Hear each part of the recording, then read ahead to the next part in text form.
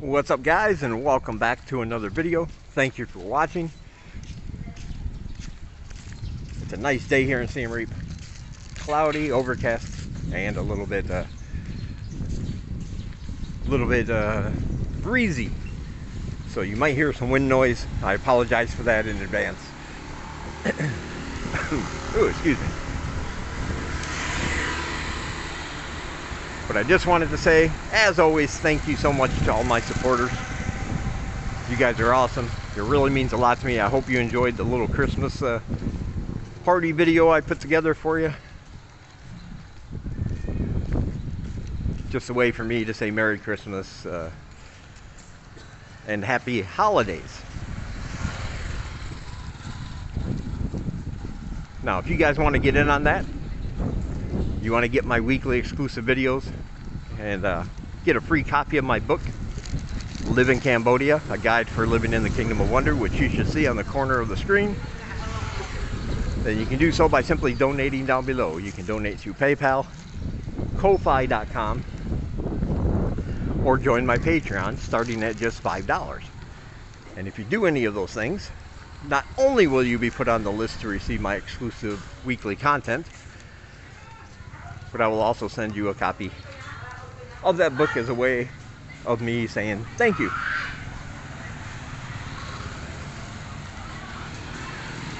So let's get on with the video.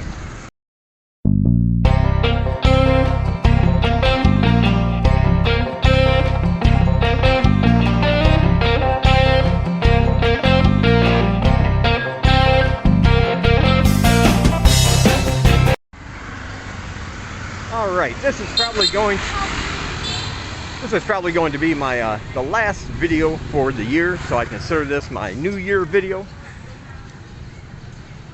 I'm not going to do a retrospective. I'm not going to show you clips from previous videos or anything like that. First of all, I don't feel like going through them all and doing all the editing. I've always hated editing. And you can probably tell that by the quality of my videos, eh? But it has been a mixed bag kind of year here. On your end, you guys have been amazing. I have a lot more subscribers than I did at the beginning of the year. It's always great to see that. And I love seeing the same names in the comment section. Most of my viewers are some of the best people on earth, I think. And it's always nice when they comment. And if you don't comment for whatever reason, feel free to do so.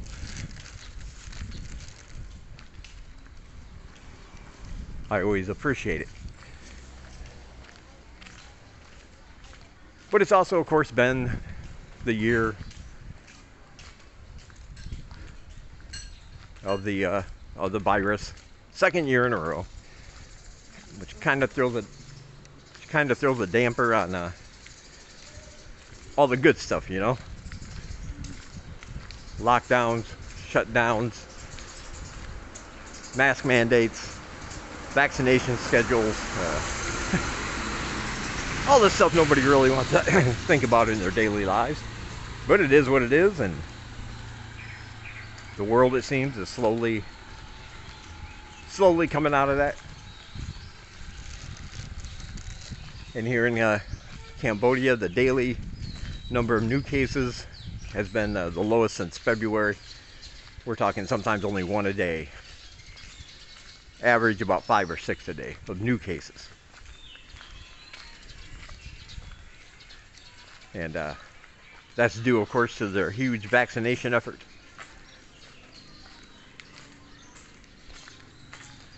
So yeah, we've had all that happen here too, with the shutdowns and the lockdowns, but I like to think positive. I think it's better to try to find the good in something rather than just the bad. And so I'm calling this a pretty good year, considering the circumstances. I mean, 2022 is looking to be an excellent year here. Tourism is going to open back up. Well, it technically has opened back up, but it's going to open up even further, even more widespread. And if you go out here, at least in Siem Reap at night, in the evening, 7:30, 8 o'clock, tons and tons of people. The city's all lit up. Lots of people out, lots of traffic. Street vendors in force again, which is always good to see. I do love me some street food every now and then. And it's very encouraging. I like seeing that. You never know how much you miss something until it's gone, and seeing all those crowds gave me a good feeling in the old tum-tum, because for the last 2 years it's been kind of dead and empty, and all you see are shut down businesses everywhere, you know.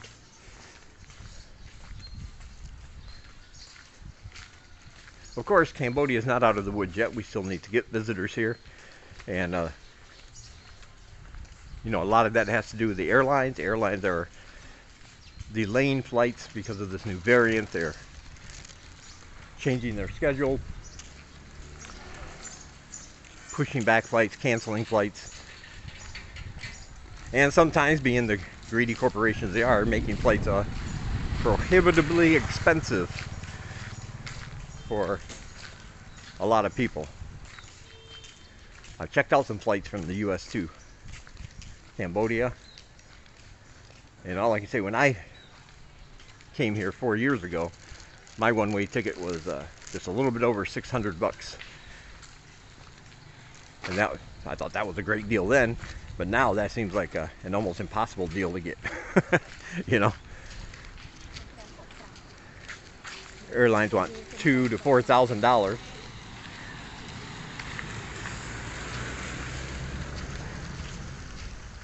And I think that's a little bit ridiculous. But next year is also going to be good, because got some projects I'm working on. Should be finished thanks to David W. I now have a working keyboard. I've been putting that thing through the test. My new book should be out sometime in the first quarter of next year. And of course, if you are a supporter of mine, you'll be getting that absolutely free as soon as it's ready. I'll be sending everybody a copy. You'll get the email. Feel free to download it and read it if you want. Hopefully you'll enjoy it. And we also have a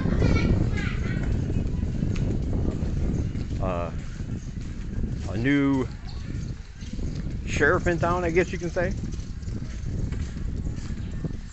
in the form of the governor of Siem Reap. He's taking a really tough, hard stance on certain things that have always been kind of a thorn in the side of the city. You know, when people come here, they often mention things like the garbage situation, or the stray dogs that run around, or people not having access to sidewalks because vehicles just park any place they want.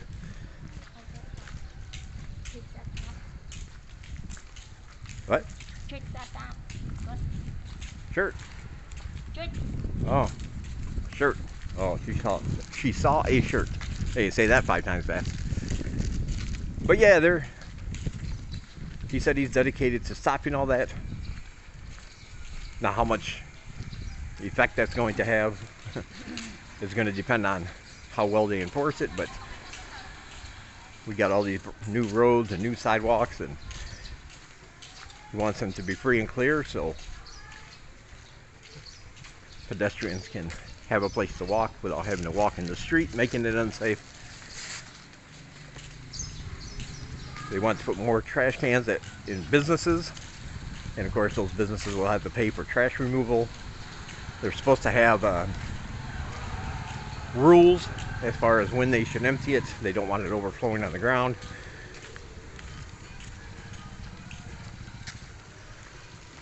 And that will mean It will also mean a big part on the population to make that happen, so you don't have things like you know, just all kinds of trash thrown on the side of the road. And you will see that here. Just some guy riding on a motorbike, finishes his coffee, just throws the cup anywhere.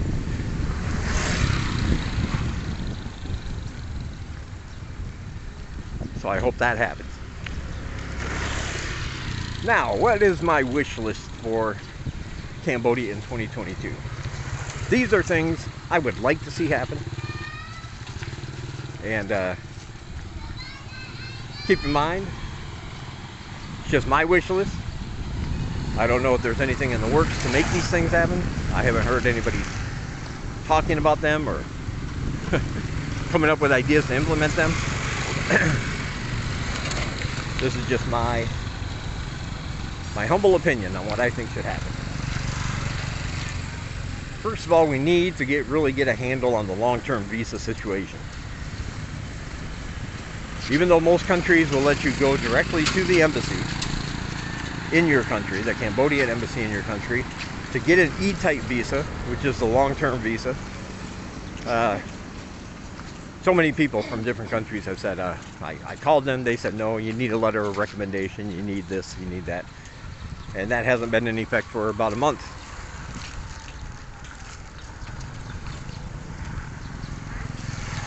And I know I have people asking me, hey, do you know where I can get one of these letters? And the answer is no, I don't. But if you look at my last video, if you're coming here to teach English, my last video contains perhaps an all-in-one solution for you. So check that out. Other than that, I don't know where to get a letter. But again, it's not really needed. It's just that they have not received the information from the government that it's no longer needed. So I hope they really can take care of that as soon as possible. Because the only other option is to come here on a tourist visa, which is good for 30 days, extend it one time for another 30 days, and then hope by then they have it all sorted out. And I hate to see anybody having to stay here for 2 months and not being able to change their visa type and having to leave again. That wouldn't be good. I'd also like to see visas on arrival come back. At least right now for fully vaccinated people. And you can prove you're fully vaccinated, you've had a PCR test 72 hours before you get here, and you're all good to go. I think at least at that starting point for those people, it would make sense. I know a lot of people say, oh, it's just easier to get an electronic visa.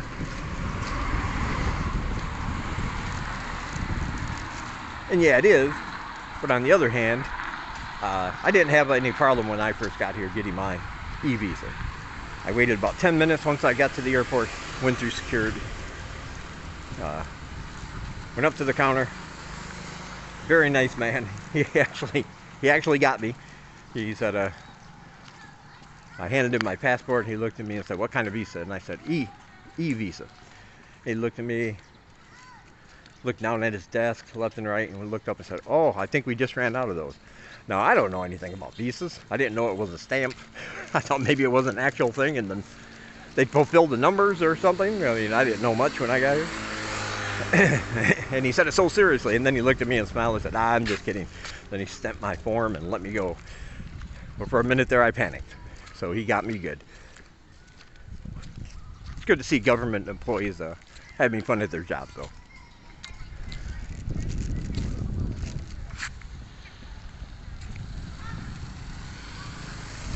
So yeah, but I like to see visas on arrival for people that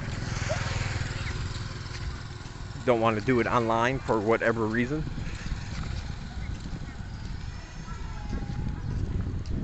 I would really like to see them really implement and enforce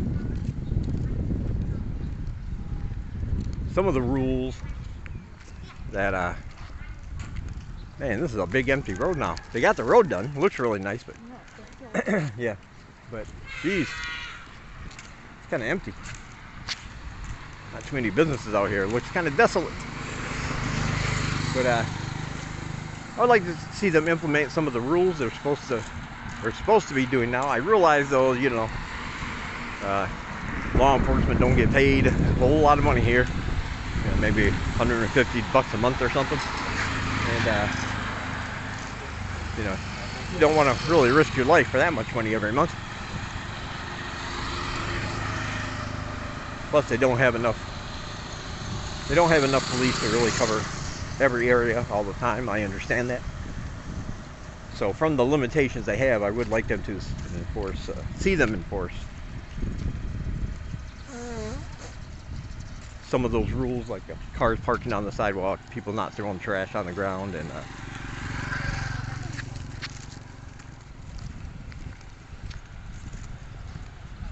things like that.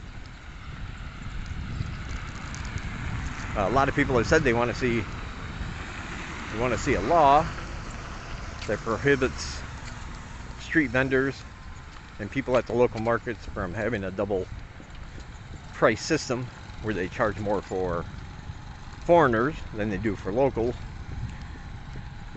Me, I have no problem with that. I've talked about this before. Generally, it's not that much more. And one of the first things I learned before I came over here was that you're going to have to bargain, you're going to have to negotiate for prices at these local markets. Any place that doesn't have price tags on the products, you're going to pay whatever you think is fair and whatever the vendor thinks is fair, and you might pay a little more than what a local would pay, who might not have to negotiate for it. But I've always been happy with that. It's usually not much. And here's a good example. I went with Steven. He wanted a good heavy frying pan, right? A good one. He likes to cook. He likes to do his own cooking at home. He needed a frying pan. So he asked where to get one. We went down to the old market, Sacha. Looked at some of the vendors out front facing the road, the ones that are directly roadside. And he found a couple, but they were giving him prices that were kind of high for what he was getting. You know, one of them said $14, but it's normally $16, so hey, you're getting a deal. He tried to offer them $12, and they refused to take that. So he went to the next one, and he found a really nice, good, heavy pan. They wanted $18 for that. And I'm like, this is, I mean, I can buy a rice cooker for 10 bucks. This is just a frying pan.